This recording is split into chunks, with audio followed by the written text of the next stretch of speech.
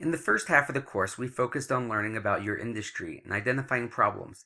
This unit is all about developing solutions.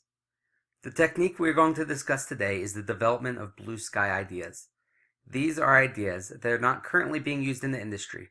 These are ideas that could change the industry.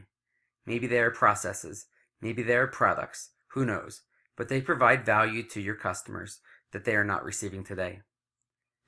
Let's start developing blue sky ideas with a blank piece of paper. Take this piece of paper and draw a triangle on it. I actually like to use a whiteboard, so if you have access to a whiteboard, it works even better.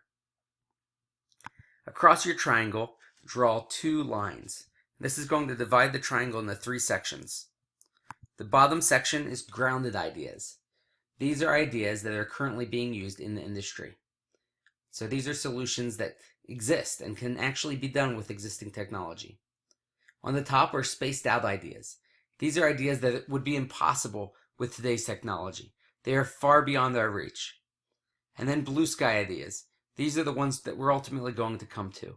Ideas that may be possible with technology that exists now, or technology that will exist in a few years, but isn't being done with the current technology and the current processes that are used within the industry.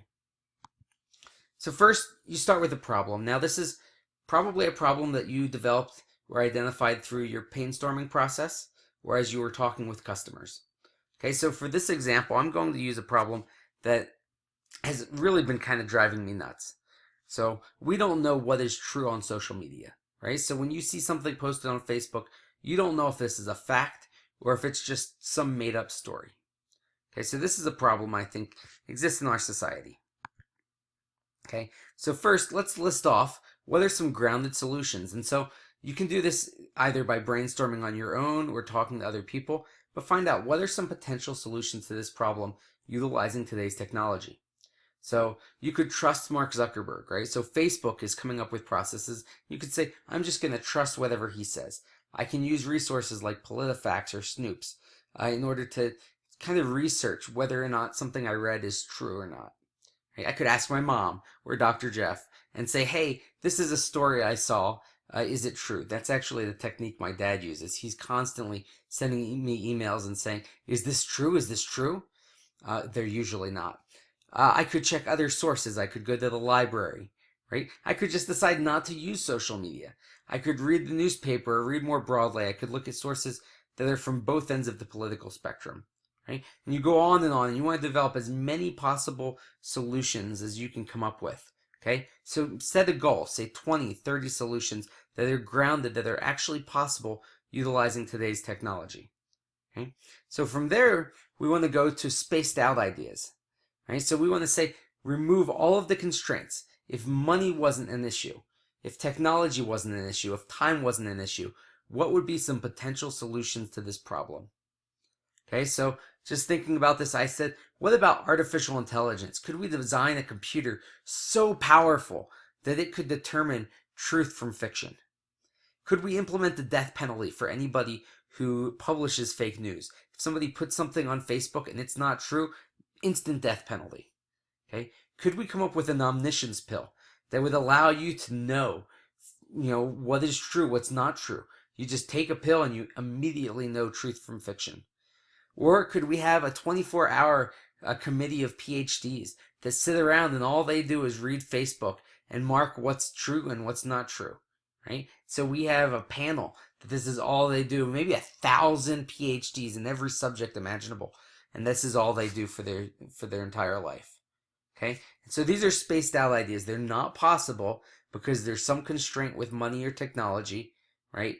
But they would solve the problem. It would provide an incredible value to the customer.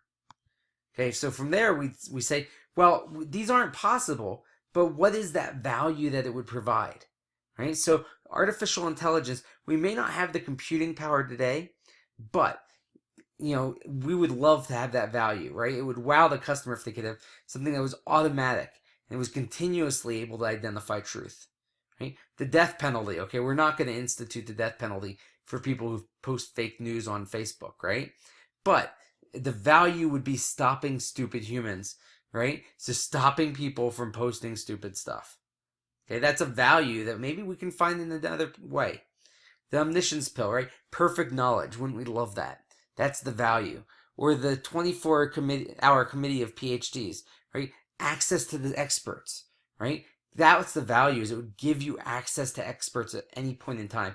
And it would also address changes in science, right? So maybe the artificial intelligence wouldn't even know what the future of science holds, right? Because it would be drawing from the published work right now and wouldn't be able to predict the future possibly. And so these PhDs could say, hey, this is the future of science. And so maybe allow some things to be, put out there that the artificial intelligence wouldn't.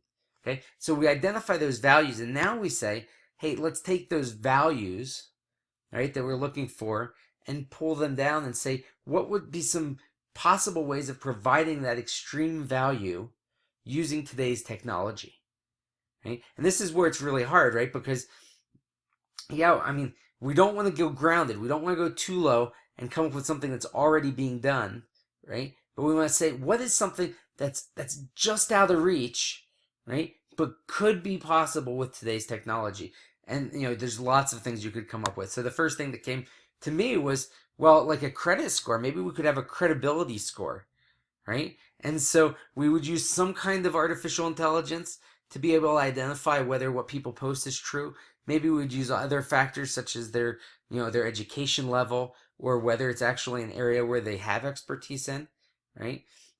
Maybe they could take tests that they would have to pass in order to have credibility in that area, right? And this type of credibility score might stop stupid people or even smart people from acting stupid by posting things that they know aren't true, right? I wouldn't provide perfect knowledge, but would provide better knowledge, right, to us, because we'd know that the people posting it actually have expertise in what they're posting about. And it would tell us who experts are so that as a consumer, I can see, hey, look, this is something posted by an expert, or this is something being challenged by someone who has a higher level of expertise or a higher level of credibility. Anyhow, so this is just a blue sky idea that gets the value of the spaced out ideas, right, but goes beyond what is currently being done with the technology that we have today. So hopefully this helps you to better understand the process of developing blue sky ideas by first starting with grounded solutions, coming up with some spaced out ideas that are beyond what is actually possible, and then taking the value of those spaced out ideas and dropping down and coming up with something that's a blue sky idea that could be done with existing technology or with near-term technology, but is actually providing a value above what any of the grounded solutions actually provide. Thank you and have a great day.